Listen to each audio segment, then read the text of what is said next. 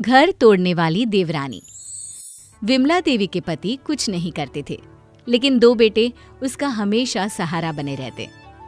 बेटा, मैं स्कूल जा रही हूँ, आते वक्त सब्जी लेते आऊंगी, घर पर ही रहना, कहीं जाना नहीं। अरे माँ, अब क्यों जा रही हो स्कूल? हम दोनों ही कमाई कर रहे हैं ना, और घर भी तो देख रहे हैं।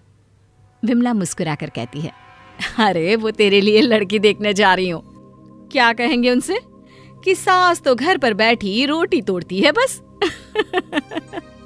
अरे एक बार तेरी शादी हो जाए ना, फिर मैं भी काम करना छोड़ दूंगी। बड़े बेटे रमन की शादी दीपा से हो जाती है। शादी के बाद रमन कहता है, विमल मेरा छोटा भाई ही नहीं, मेरा बेटा है। माँ ने हम दोनों को बहुत मुश्किल से पाल पोस कर बड़ा किया है, तो तुम उसे कभी भी कुछ भी मत कहना। दीपा एक अच्छे संस्कारी घर की लड़की थी। विमल, ये खाना ऑफिस के लिए ले जाओ, तुम्हारी फेवरेट सब्जी है आज। अरे भाभी, क्यों इतना काम करती हो? मैं अगले महीने से घर में काम वाली रख दूंगा, कम से कम आपका बोझ तो कम होगा। विमल भाभी को माँ की तरह मानता। विमल, तू मेरी मोटरसाइकिल ले जा, मैं आज ऑफिस रिक्शा से चला जाऊंगा। अरे नहीं नहीं भैया, मैं रिक्शा कर लेता हूँ। शाम को विमल वापस आता है तो दीपा उसे नई मोटरसाइकिल की चाबी देती है। ये क्या भाभी, किसकी मोटरसाइकिल है ये?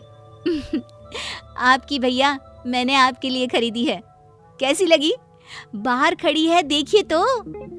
अरे भाभी, लेकिन इतने पैसे कहाँ से आए?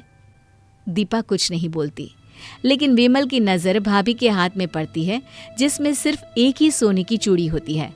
विमल समझ जाता है कि भाभी ने अपने जेवर गिरवी रखे हैं। दोनों भाइयों की जिंदगी अच्छे से चल रही थी।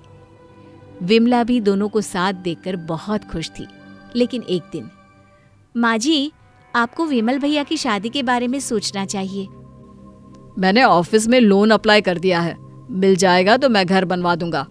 दीपा तो हमारी अच्छी निकली, घर बंधा हुआ है, पता नहीं नई बहू कैसी आए, घर को कैसे रखे, सबसे मिलकर रहेगी या नहीं।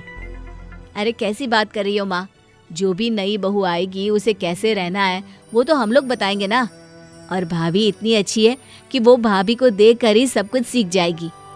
और विमल की शादी हो जाती है सीमा से। सीमा को संगीत का शौक होता है।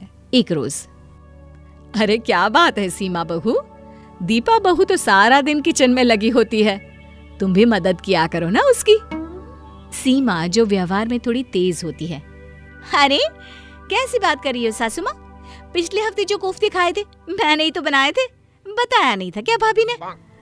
हाँ हाँ सीमा, माँ कह नहीं रही है, बस पूछ रही है। हाँ हाँ, देख रही हूँ मैं पूछने का तरीका। अरे क्यों नहीं दिखती मैं इनको किचन में, पूछो जरा।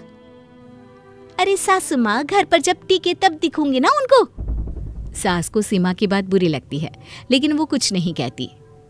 माँ, आप विमल भैया से बात करिए ना, उन्हें कहिए वो समझाएंगे सीमा को।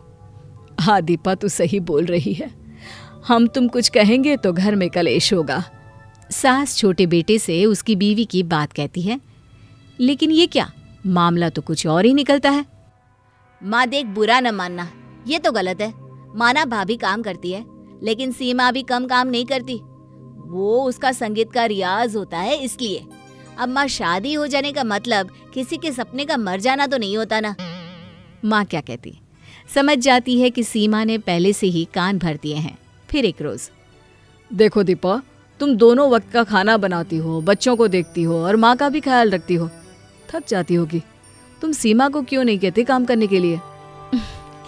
वो क्या है ना, पहले भी तो मैं सारे काम किया करती थी ना, अब सीमा आ गई है तो सबकी उम्मीद हो गई है उससे।